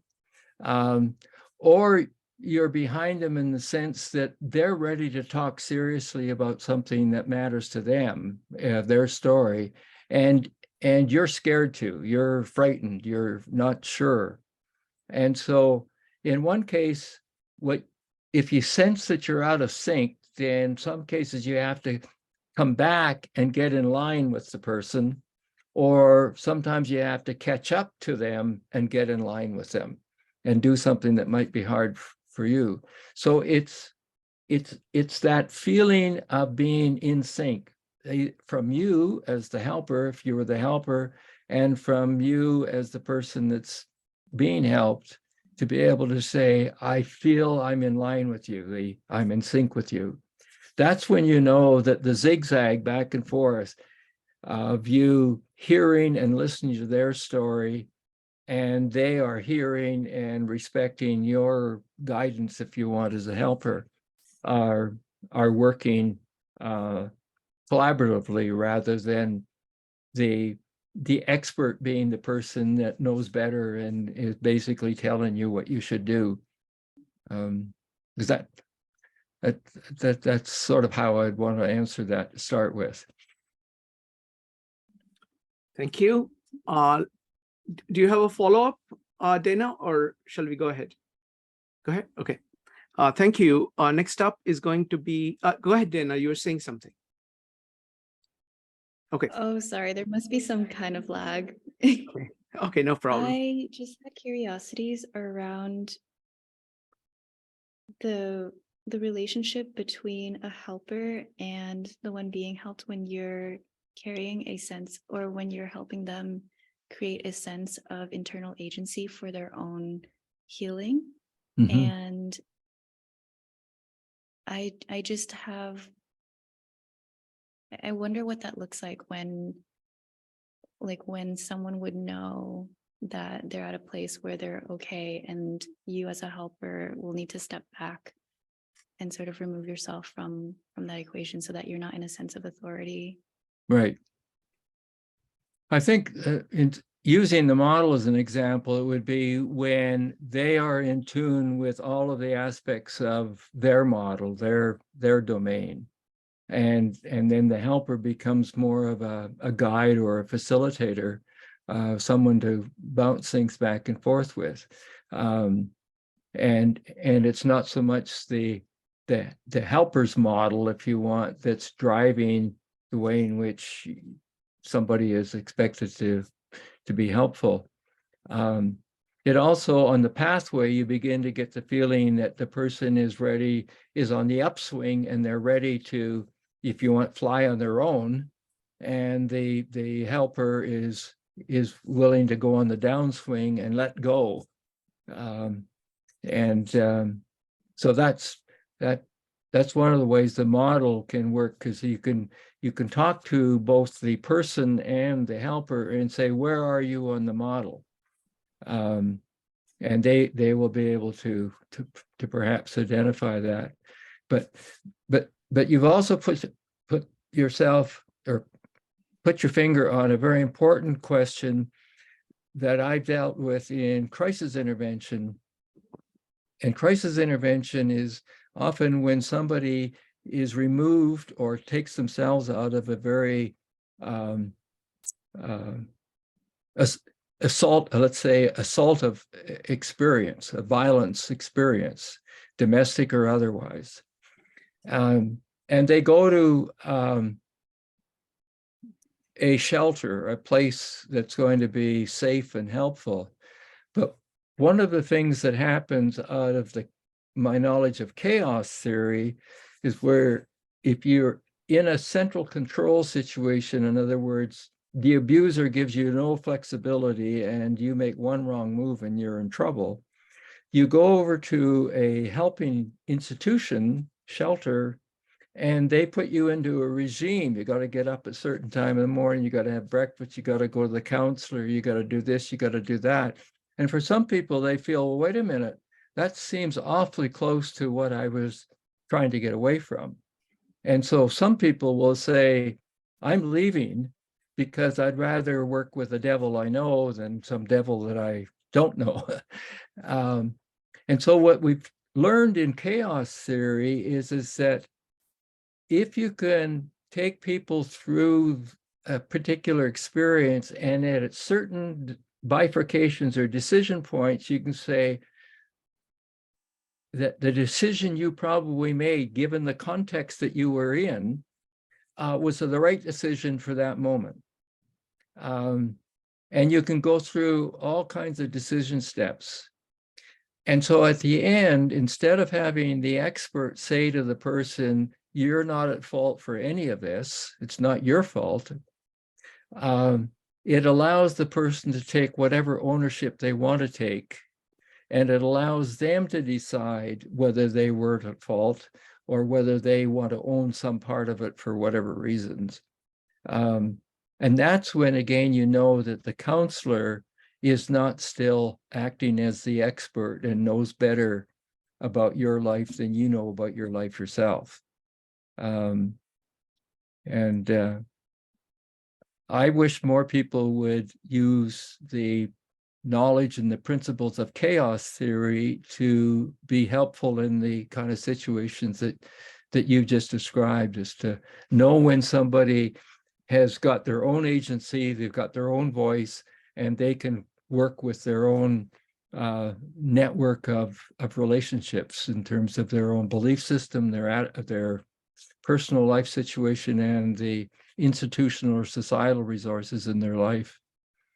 And we also know when we can, when it's not all up to you to make the changes, there are systematic changes that need to be made in order to make life a little bit different and better. And that's where you come back to Bucky Fuller saying, don't reform the individual, reform the environment or the society around, so that people can have their own agency.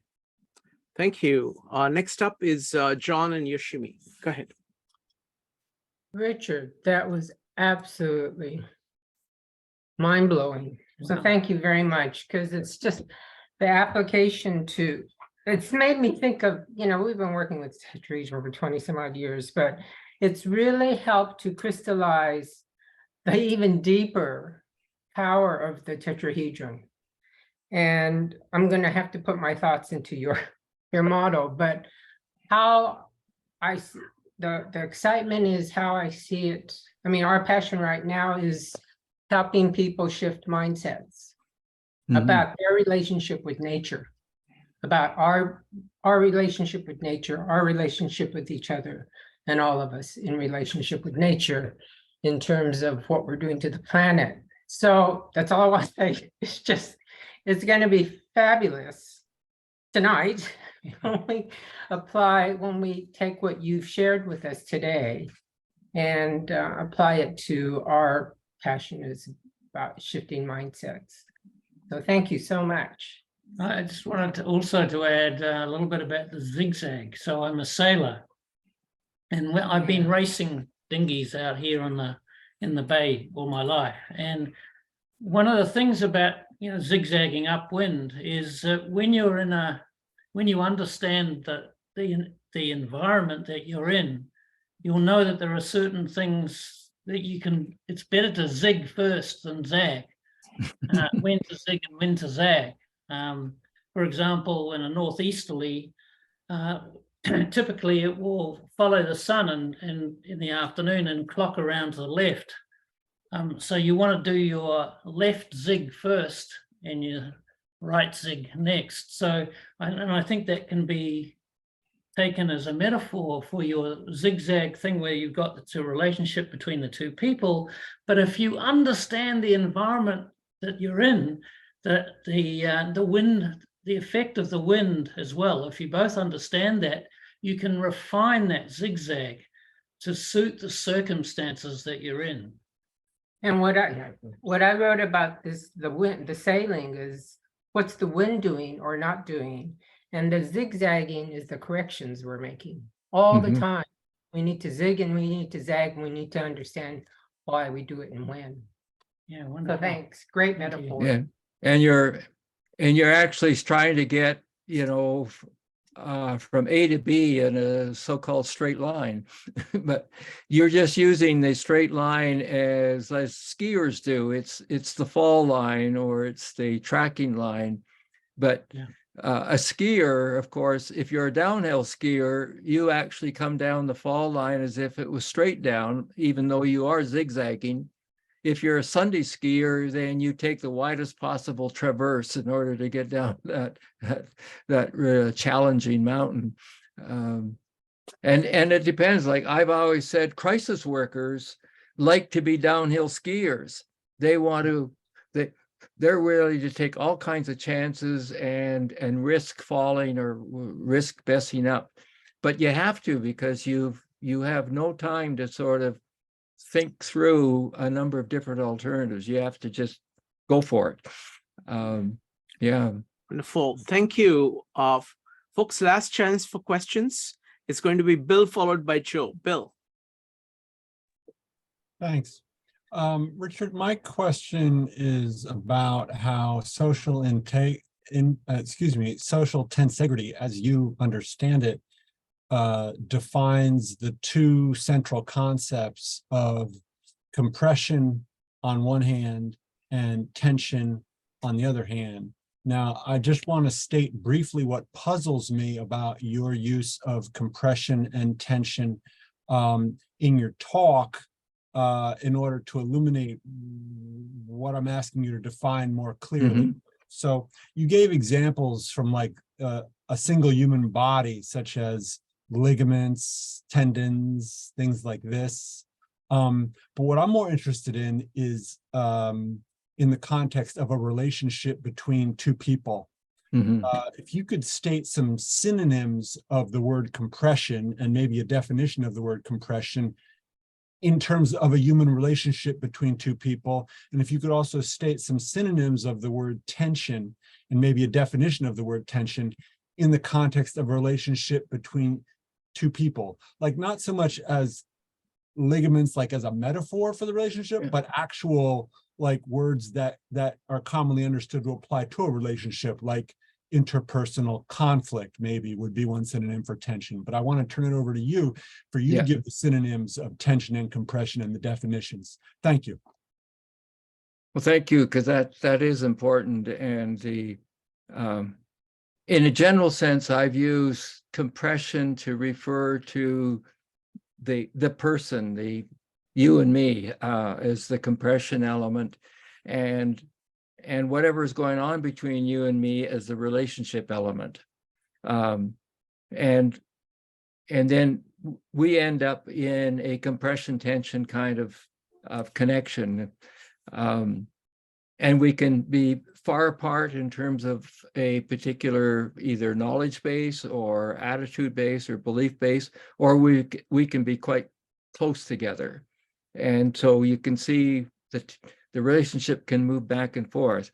But the synonym for, and the other synonym for compression can be certain entities. It could be like the school system or the transportation system or the workplace system.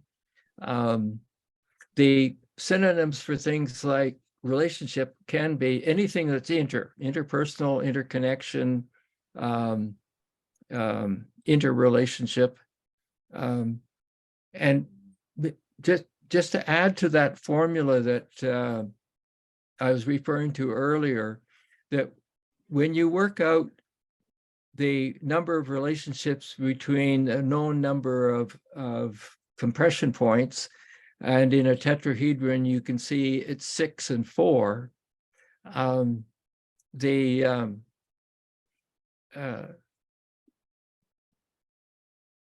The 6 just refers to the fact that that's a connection, an interconnection between two parts or two entities, two compression elements.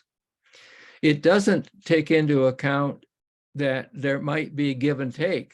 There might be me listening to you, you listening to me. We're going back and forth. I'm hearing your story, you're hearing my story. When you do that, you now, in fact, double the number of interrelationships that are in a simple sort of tetrahedral system.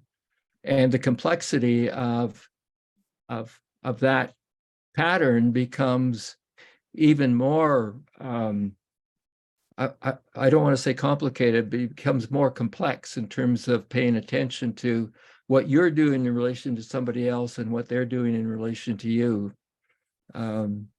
So I don't know if that's helping in getting some other synonyms. I've ended up saying that instead of pillars and cables in a suspension bridge or bones and muscles in an anatomy system, I say entities and relationships in a social system. And the entity can be me as a person, or it can be an institution, or it can be some other kind of object like that. And then once that happens, then you can also see the systemic issues that can happen between a society and what it thinks about the way we should function and believe, and the individual, either as a person, as a family, or as a community. Good. Thank you for explaining your understanding. Thank you. Next up is going to be Joe. So my question is actually kind of a combination for maybe John and Yoshimi and Richard, and it's kind of combining the two concepts maybe a little bit. It's this idea that where we've talked in the past, the idea of focusing on diversity. But John and Yoshimi said it's not enough to focus on diversity in and of itself.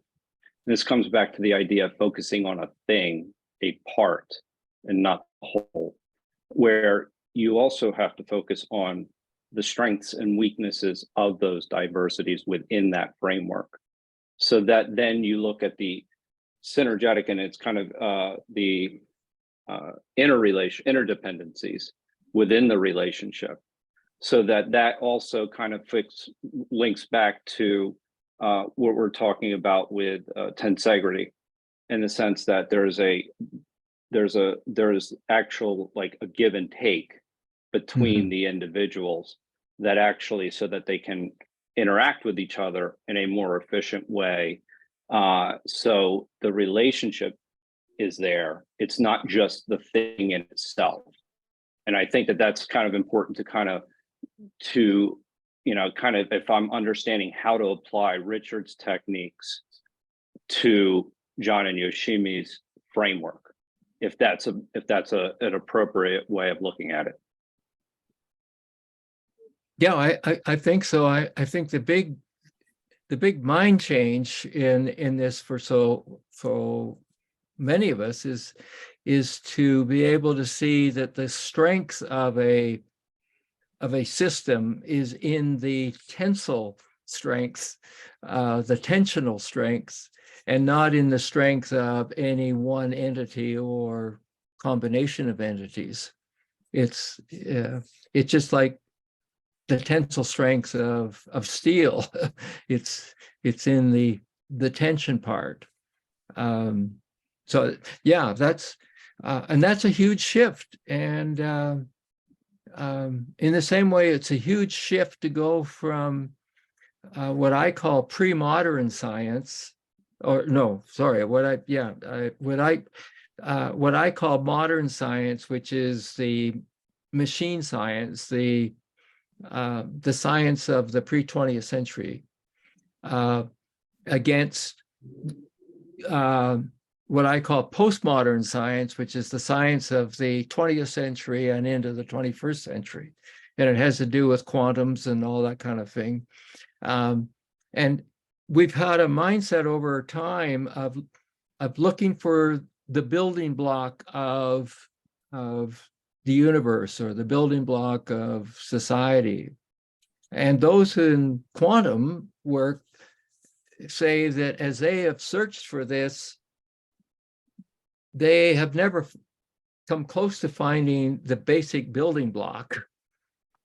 All they've ever been able to find is a pattern of relationships.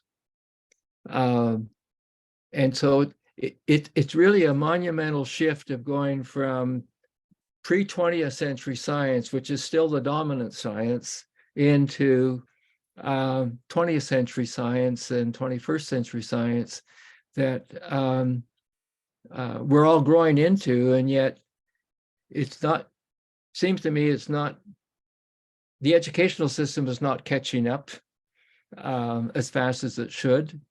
You take any university in the world, I think, I may be wrong, and in order to get a PhD, you have to defend your ability to be analytical. And for those of us who are into Bucky's work and holistic work, analytical is you take the whole and break it down into its element parts, then you put the parts back together and you now have the whole. And so if everybody is graduating with PhDs these days still, because that they have demonstrated analytical skill in order to get out of there with a certificate, you can see how far behind our higher education systems are with learning about what we're talking about, really, and learning what Bucky is talking about as early as whenever he started this journey that he was on. I guess we could say it was 1927 when he said, I have to stop thinking that I'm owned by the others around me, and I'm going to be my own guinea pig and see what happens over the next 50 or so years. Wonderful. All right, Richard, we are a little, short of time. Can we, any closing thoughts? How was this? Well, I found it great. And I guess one of the things that I said at the beginning that we could come back and it's like, how did GPT writings about social tensegrity fare with how I was trying to present it, and whether I ended up being good, not as good, or better than what the AI program wrote about social tensegrity. Do you want me to put that up on the screen? Yeah, but sure. Okay. Let me go ahead and do that. Give me a second here. Let's see here. Give me a second to move these things around. Yep, up Okay. at the front. Yeah. Okay. Yeah. Go ahead, Richard. Yeah, so we could just reflect on that for a few minutes in terms of whether or not the GPT writing on about social tensegrity in terms of the question that I gave it, whether they are close to being on the mark, whether it's general but not really specific enough in terms of the kind of questions that you may be have asked or would like to ask about social tensegrity. Let me know when I can go to the next slide. Yeah, you can go.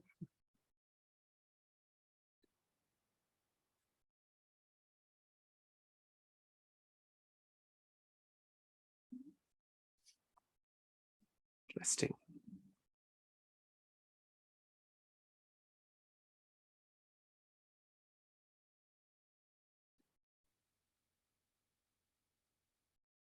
True but shallow. Yeah.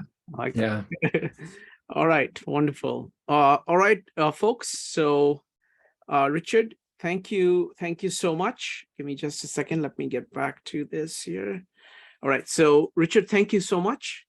And folks, we've got a packed schedule coming up in April. I'll be announcing it soon. We've got Casey House, we've got Stroopy, we've got Rupali. We're going to do one session of lightning rounds So look forward to seeing you. And thank you so much. I really like both, all the presentations as well as the interaction. I think this is shaping up to be something really, really worthwhile. So thank you, everybody. Good night. Thanks, Richard. Bye. Thank you, Richard. Bye.